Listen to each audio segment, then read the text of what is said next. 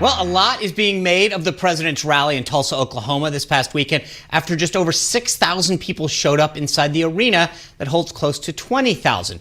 The mainstream media literally is having a field day over the low turnout after the Trump campaign had touted over 1 million ticket requests and said that supporters were lining up for days at the chance to attend the rally.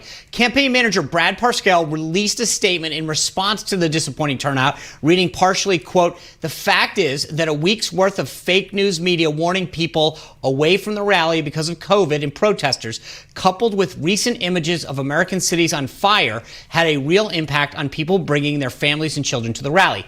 The campaign also claims that protesters blocked entrances to the venue, which prevented people from getting in. So is all this troubling for President Trump? Joining us is Congressman Zeldin of New York, who traveled with the president down to that rally in Tulsa. Congressman, welcome back to the show. Always good to be with you both. Thank you. All right. Look, I seem to have a little bit of expertise in the crowd sizes, right? I mean, that's kind of what I'm known for. What concerns me, though, Congressman, is that they kind of pump this all up, and then the media focused all about this crowd as opposed to the president's message. And I'm kind of wondering, like, how did they not see this coming? And was this a mistake to focus on the people coming and the size versus the message? Because now that's gotten lost. Well, first off, to be clear, if this was a Joe Biden rally, there would have been far fewer people in attendance. You basically had a great energy, an excellent crowd of people who, as you pointed out, and others have pointed out, and they were camped out there since Wednesday. Interesting dynamic. If you are considering a 7-hour round trip, you might have requested a ticket, and because of all the news coverage, you might think that if you drive down, you might be number 300,000 in line to try to get into the arena.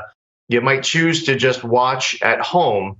There are multiple factors with regards to what had impacted attendance. Attendance was still great. And what's most important is that the president's speech got to a lot of really important issues substantively that are most important to voters, not just in Tulsa, Oklahoma, but all across the country. And the media really doesn't want to talk about all that. I get it. I mean, it's funny. One of the things that the campaign said is, hey, some of these protesters were blocking people. And it was amazing how many newscasts said that there was no evidence of that. And yet a photographer from AFP had a photo that went out that showed just that. And it was amazing to me that you actually had a member of the press put this out there showing the entrance being blocked. And yet the mainstream media kept trying to deny that that was even a potential issue with people getting in. Yeah, and so you pointed out you could actually provide the photographic evidence, and for some people they still just won't cover it. The reality was that the media was going to be criticizing crowd size no matter what the crowd size was going to be. So before the rally started, they were complaining that there was going to be too many people there. And then they decided to complain that there wasn't enough people there. There's no, you can ask them in advance, like, what would be the perfect amount? And the fact is, if they were to be honest with you, they'll complain regardless of what the turnout ends up being. And again, they don't want to talk about the substantive message, where this president is seeing an economy that's quickly rebounding.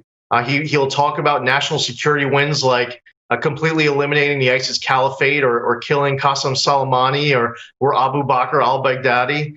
So they don't want to talk about all of that because the contrast hurts. And again, they also don't want to talk about the reality that Joe Biden is literally stuck in his basement. They want to criticize President Trump for getting out there to be with the American public as November gets closer.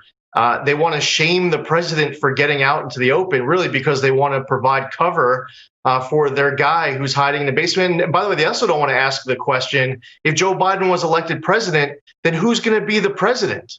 Because it's not going to be Joe Biden. And it's all a distraction to try to take down Donald Trump. And they're not going to give a fair shake. I mean, the president's discussed it. We all know it. They're all in. It's a war against Donald Trump. We don't have a lot of time left, but the media has also reported that Trump was very upset after the rally. But you were on Air Force One with him back to D.C. What was the mood? So in my multiple conversations with the president on the ride back, that wasn't expressed once. We never discussed that at all. The president was in a great mood.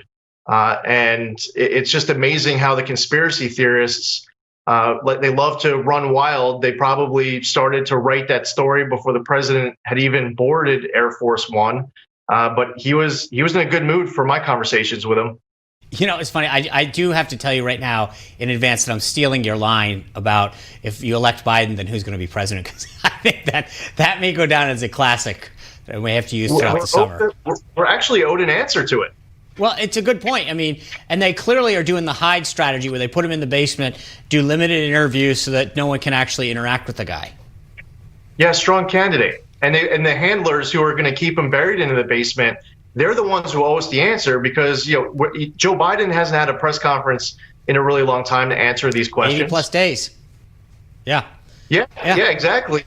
And now would be a great time for him to come out. He should be excited about having debates. He should be scheduling rallies himself. Let's see him get out there and try to give a speech for 2 hours. Yeah, I tell you, I think the most brilliant move that the Trump campaign made a couple days ago was to challenge him to another series of debates, because I'm right. I don't know that he can actually stand with the guy, with Trump on stage for that long and deal with it. But anyway, Congressman, thank you for sharing your insight with that, what actually happened down there and what happened on the plane ride home, because I know the reporting says quite the contrary.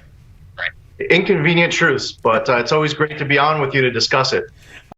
You just watched Newsmax TV, America's fastest growing news channel, now in 65 million homes. Get Newsmax TV on all the major cable systems, or go to newsmaxtv.com and click on the Find Newsmax tab to locate us. Remember, Newsmax TV, we're real news for real people.